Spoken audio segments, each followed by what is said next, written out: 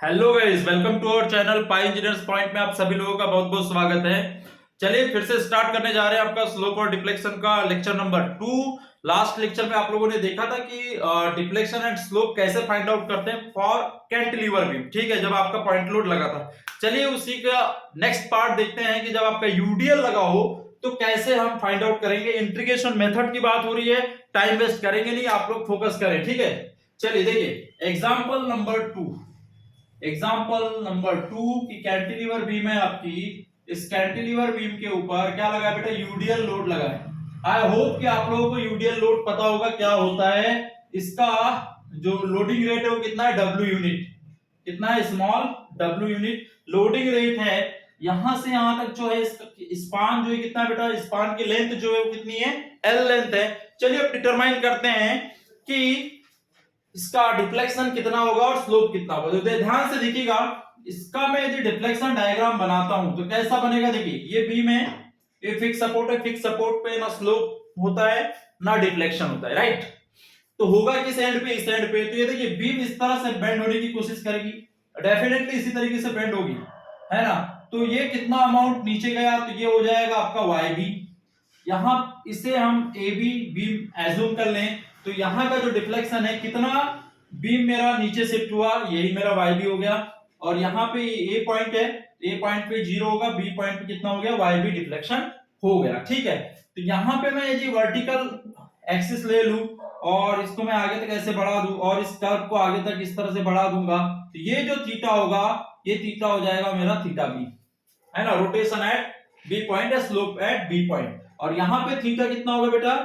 Theta ए की value कितनी होगी? 0, मतलब यहाँ तो फिक्स है। तो यहां से कभी भी बेंड नहीं होगी बीम, ठीक है। तो मतलब ना रोटेट होगी इस तरह से, ठीक है। तो यहाँ पे क्या होगा? स्लोप 0 होगा, ठीक। y भी यहाँ पे क्या होगा बेटा? y 0 होगा। इतना समझ में आ गया?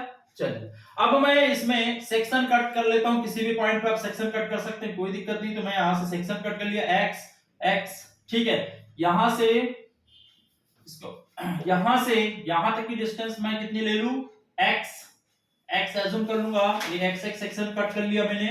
x x सेक्शन कट करने का मतलब है कि मैंने दो पार्ट में डिवाइड कर लिया बीम को एक तरह से, ठीक है। तो ये एक पार्ट ये हो गया, तो इसको x लेंथ मान लिया। टोटल मेरी l लेंथ थी, तो यहां से यहां तक की लेंथ कितनी हो जाएगी बच्चे? कितनी हो जाएगी? ये जो लेंथ हो जाएगी मेरी कितनी हो जाएगी? l माइनस एक्स, डेफिनेटली होगी यहां से यहां तक, है ना। इसका लोडिंग रेट तो पता है, w यूनिट है। तो ये हो गया मेरा डायग्राम। डायग्राम कैसे बनेगा आप लोगों को समझ में आ गया होगा। आई होप कि आप लोगों को अच्छे से समझ में आया होगा। एक बीम ले लिया ए बी, ठीक है। उसका स्पान कितना एल है, इसके ऊपर यूडीएल है जिसका लोडिंग रेट कितना है? W unit, small W unit, ठीक है। अब इसका डिफ्लेक्टेड शेप की लोड की वजह से, इस लोड की वजह से इस तरह से बीम बेंड होगी। तो यहाँ का वाई बी डिफ्लेक्शन और यहाँ पे थीटा 0, वाई ए 0, यहाँ पे थीटा और वाई बी दोनों प्रेजेंट होंगे। अंडरस्टैंड? यहां से यहां तक मैंने सेक्शन लिया है, मतलब एक्स की वैल्यू इस फिक्स सपोर्ट से इस साइड काउंट किया। आप इधर से भी कर सकते हैं x, ठीक है, कोई दिक्कत नहीं। तो ये हो जाता है l माइनस एक्स, इससे कोई फर्क नहीं पड़ता। तो यहाँ पे x बराबर 0 होगा और यहाँ पे x बराबर क्या होगा? l होगा, क्योंकि इधर से x बढ़ते जाएगा और x की वैल्यू क्या हो जाएगी लास्ट में? x बराबर l। इतना तो समझ में आता होगा आप लोगों को, ठीक है। चलिए इसके आगे इस पॉइंट के ऊपर मैं मोमेंट कैलकुलेट करूंगा। इसके ऊपर तो मैं या तो इधर से भी कैलकुलेट कर सकता हूं, इधर से भी कर सकता हूं। तो मैं इतना पार्ट ले रहा हूं बीम का और इधर से मैं मोमेंट कैलकुलेट करूंगा। आप लोगों को आता होगा, है ना। तो movement at section x x x X section पे अब मैं मूवमेंट कैलकुलेट कर रहा हूं। तो क्या हो जाएगा बेटा? Bending movement. यहां लिखना bending movement, not movement, bending movement, ठीक है, क्योंकि बेंड कराने की कोशिश करेगा ये, ठीक। तो क्या हो जाएगा? Movement at X X section is equal to क्या हो जाएगा? ध्यान दो, ध्यान दीजिएगा।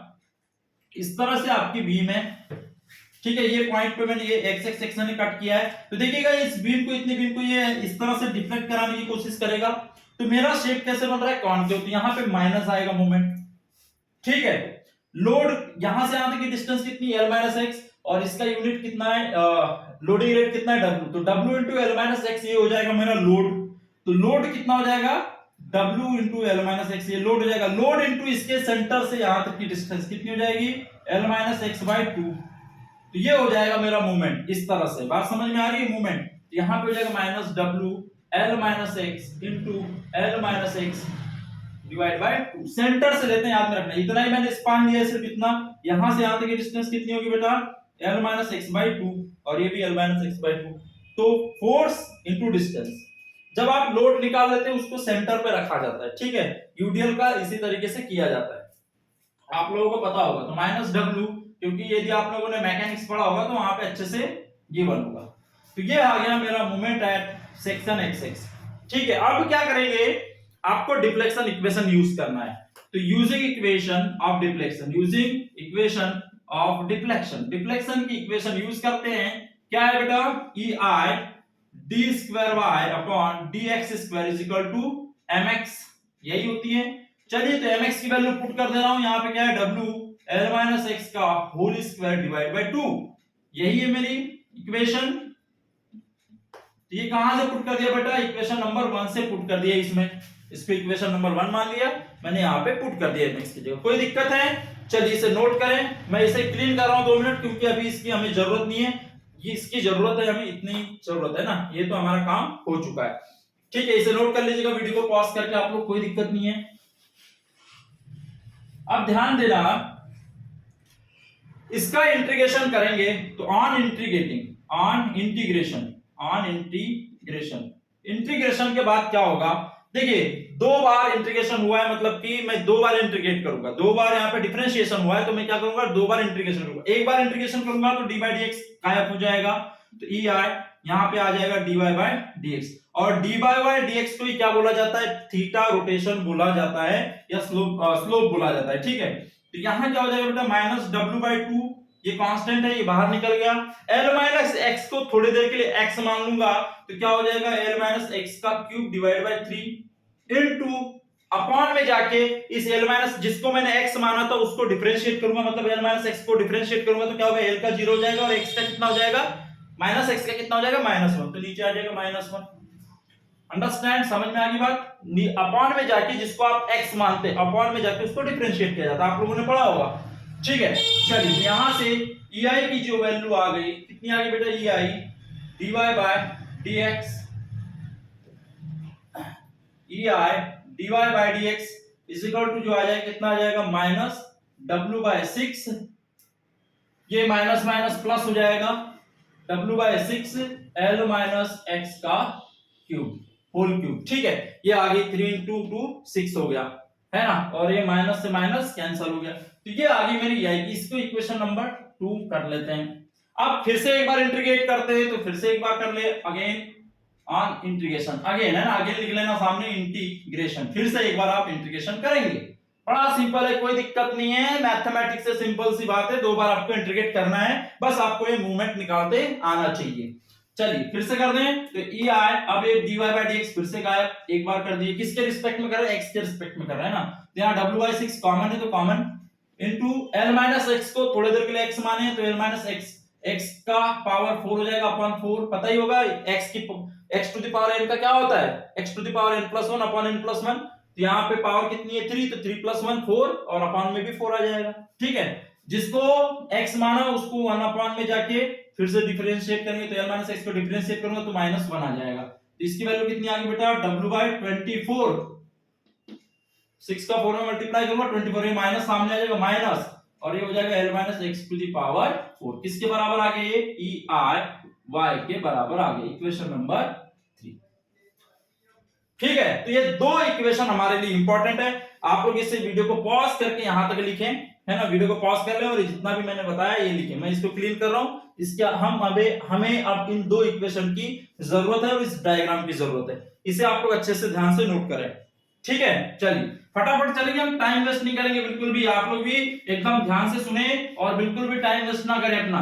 ठीक है, फटाफट लिखते रहें, पहले समझ ले फिर लिख लेना आप लोग। चलिए इक्वेशन नंबर 2 जो है वो स्लोप के लिए, बिकॉज यहाँ पे मुझे स्लोप मिला है, ये y यहाँ पे y मिला है, ये इक्वेशन किसकी है बेटा, डिफ्लेक्शन की इक्वेशन, यहाँ पे y मिल गया मतलब डिफ्लेक्शन मिल गया, dy बाय dx मतलब मेरा क्या मिल गया बेटा, स्लोप मिल गया। ठीक है, तो मैं क्या करूंगा, बाउंड्री कंडीशंस लगाऊंगा। देखिए एक चीज हम भूल गए बेटा, आप लोगों ने बताया नहीं, आप लोगों ने यहाँ पे c1 आ जाएगा कांस्टेंट, एक बार किए, और यहाँ पे क्या आ जाएगा बेटा, क्या आ जाएगा, प्लस c1x C1 का C1 का क्या होगा, इंटीग्रेशन होगा तो C1 इंटू एक्स हो जाएगा, प्लस क्या हो जाएगा C2, इक्वेशन नंबर 2। और ये इक्वेशन नंबर ये थी 2 और ये थी आपकी 3। ठीक है, ये तो आप लोगों को पता होगा, दो बार इंटीग्रेशन किया तो दो कांस्टेंट आ जाएगा, पहला कांस्टेंट आ जाएगा C1, दूसरा क्या आ जाएगा C2। लेकिन जब दोबारा आप इंटीग्रेशन करेंगे तो मल्टीप्लाई में x आ जाएगा ना, इतना तो पता है आपको। चलिए अब हमें इन C1 और C2 वैल्यूज को फाइंड आउट करना है। C1 और C2 कांस्टेंट्स हैं, इन इंटीग्रेशन कांस्टेंट्स को आपको फाइंड आउट करना है। तो आपको बाउंड्री कंडीशंस की जरूरत होती है, तो ये बाउंड्री कंडीशन मैंने लिख दिया। तो x बराबर 0 पर थीटा कितना है 0, मतलब dy/dx की वैल्यू कितनी है 0। तो यहां पे लिखूंगा यूजिंग बाउंड्री कंडीशन, या आप मैं शॉर्ट में लिख रहा हूं using boundary condition at x is equal to 0 पर कितना है बेटा dy/dx is equal to theta is equal to कितना है 0। ठीक है, चलिए इसमें पुट करूंगा तो ये हो जाएगा 0 पार्ट, ये 0 हो जाएगा, dy/dx 0 हो जाएगा। फिर यहां पे भी देखिए x की जगह 0 पुट कर दूंगा तो यहां पे कितना आ जाएगा बेटा w/6 l का पावर 3 प्लस कितना आ जाएगा C1, किसके बराबर आ गया ये 0 के बराबर। ठीक है, तो यहां से C1 बराबर क्या हो जाएगा माइनस WL की L का क्यूब अपॉन 6। ये आ गई मेरी C1 की वैल्यू। ठीक है, C1 मिल गया। अब मुझे ये इक्वेशन लेना है, तो यहां EIY है, मतलब डिफ्लेक्शन की इक्वेशन है। तो देखिए फिर से x बराबर 0 पर डिफ्लेक्शन 0 है, फिर से लगा लेते हैं बेटा at x is equal to 0 पर ya कितना है 0, मतलब डिफ्लेक्शन ya पॉइंट का डिफ्लेक्शन 0। तो देखिए फिर से इक्वेशन 2 से देखिए यहाँ पे 0 हो जाएगा, y की जगह क्या रखूंगा 0। फिर यहाँ पे देखिएगा w बाई कितना हो जाएगा, कितना हो जाएगा w बाई 24, माइनस है तो माइनस 24, l माइनस x है तो यहाँ पे l टू द पावर कितना हो जाएगा 4, x की जगह 0 पुट कर दूंगा तो l to the power 4 plus x की जगह 0 पुट करूंगा तो 0 प्लस C1 की वैल्यू C2 की वैल्यू पता नहीं है तो C2 की वैल्यू C2। तो यहां से C2 बराबर कितना आ जाएगा, ध्यान दीजिएगा C2 बराबर ये चला जाएगा इधर तो प्लस हो जाएगा, तो ये हो जाएगा WL to the power 4 upon 24। समझ में आ गई बात। तो ये आ गई मेरी C2 की वैल्यू, कोई भी दिक्कत नहीं, बहुत आसान है, आप लोग नोट करें इसे। तो हमें C1 C2 की वैल्यू मिल गई, डायग्राम का काम हो गया खत्म। अब क्या होगा कि x बराबर L पर मुझे y भी मिलेगा, x बराबर L पर मुझे थीटा भी मिलेगा, इतना याद रखना है। x बराबर L पर y भी है, x बराबर L पर थीटा भी है। तो मैं यहां से इसको क्लीन कर रहा हूं, है ना, इसके नीचे लिखना है अब आपको। तो देखिए ध्यान दीजिएगा, अच्छे से ध्यान दीजिएगा बेटा, है ना, बहुत इंपॉर्टेंट है। इतने में मैं इसे कंप्लीट ही कर देता हूं। तो एट फिर से एट x बराबर L पर थीटा बराबर कितना होगा dy/dx, या थीटा भी बराबर dy/dx होगा, है ना, होगा। x बराबर L पर थीटा भी निकलेगा। तो इक्वेशन नंबर फिर से 2 ले लेते हैं, तो यहाँ पे EI और यहाँ पे क्या हो जाएगा थीटा भी, और यहाँ पे कितना है बेटा w/6 l माइनस x बराबर L है तो l माइनस L 0 हो जाएगा, तो कुल मिला के पूरा 0 हो जाएगा ये वाला पार्ट। और यहाँ C1 की वैल्यू आ जाएगी, C1 की वैल्यू कितनी बेटा माइनस WL का क्यूब बाय 6। तो यहां से थीटा भी देखिए क्या आ गया माइनस WL का क्यूब डिवाइड बाय 6 EI आ जाएगा। That is my equation of slope. है आसान, बहुत सिंपल है ना। चलिए तो ये इक्वेशन आप लोगों को समझ में आ गई होगी, कोई दिक्कत ही नहीं है। ठीक है, चलिए मैं इसे क्लीन कर रहा हूं। हमें C2 की वैल्यू कितनी हमें पता है, C1 की वैल्यू कितनी हमें पता है। यहां पे लिख लेता हूं C2 की वैल्यू WL का पावर 4 अपॉन 24 और C1 की वैल्यू कितनी है माइनस WL का क्यूब अपॉन 6। ये दो वैल्यूज है। चलिए मैं इसको क्लीन कर रहा हूं, इसके आगे फिर सॉल्व करना है। तो हमें स्लोप मिल गया है, क्या मिल गया बेटा स्लोप हमें मिल गया है थीटा भी बराबर WL का क्यूब अपॉन 6EI। अब ध्यान दीजिएगा एट x बराबर L पर y बराबर क्या होगा y भी, इक्वेशन नंबर 2 से देखिए, ये 3 से देखिए, ये है इक्वेशन है y की, है ना, y मतलब डिफ्लेक्शन की इक्वेशन है। तो एट x बराबर L पुट करूंगा तो मुझे क्या मिल जाएगा डिफ्लेक्शन y बराबर y भी। तो यहां पे आ जाएगा कितना बेटा EI y भी इज इक्वल टू, ये 0 हो जाएगा, L माइनस L हो जाएगा, तो ये पूरा 0 प्लस C1 की वैल्यू कितनी है बेटा, C1 की माइनस है, यहाँ पे माइनस कितना WL का क्यूब अपॉन कितना है 6, है ना, ये तो 0 हो गया। इनटू x है तो x की जगह कितना l प्लस c2 की वैल्यू कितनी है बेटा प्लस में wl to the power 4 upon 24। इसको जब आप सॉल्व करेंगे तो क्या आएगा बेटा wl टू द पावर 4 हो जाएगा 4 अपॉन कितना आएगा बेटा ये माइनस में आएगा 8 आ जाएगा बेटा। देखिएगा इसे सॉल्व करेंगे तो 8 आएगा 1/6 माइनस 1/6 प्लस 1/24 इसे सॉल्व करेंगे तो कितना आएगा सॉल्व करने के बाद 1/8 आएगा। तो यहां से yp बराबर जो निकल के आ गया वो निकल के आएगा wl to the power 4 upon minus 8 ei। This is my equation of deflection. बहुत ही आसान है, बहुत ही सिंपल है, कोई दिक्कत नहीं, कोई प्रॉब्लम नहीं है। तो these are my equations of slope and deflection for point load when acting on your cantilever beam. Understand? When your uniformly distributed load is acting on your span of cantilever beam, in that case this is your slope and this is your deflection. चलिए मिलते हैं next video में। आप लोग like subscribe किया करें channel को और शेयर किया करें।